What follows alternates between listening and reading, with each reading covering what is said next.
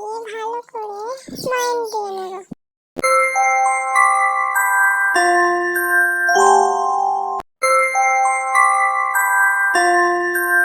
এরপর আমি নরমাল পানি দিয়ে ভালো করে মেখে নেব।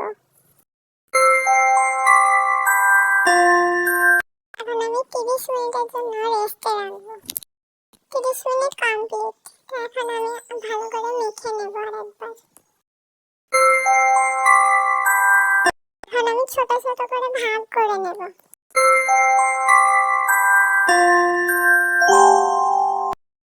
এগুলো গোল করে নিয়ে আমি এবার একটু একটু করে বেলতে শুরু করব।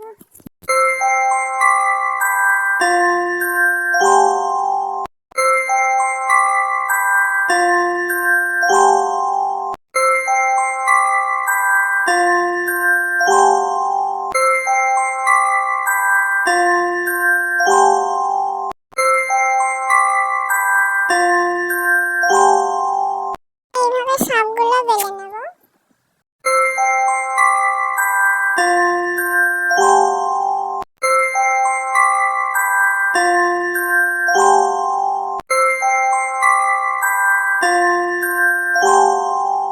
এই গরম হতে বসিয়ে দিলাম। এরপর একটু একটু করে ভেজে তুলে নেব লাল লাল করে।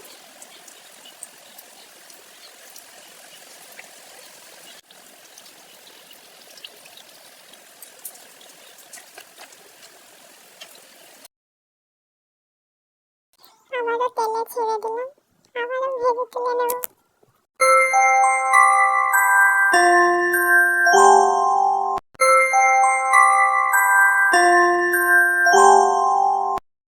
এবার খাওয়ার পালা। আমার খাস্তা মুচমুচে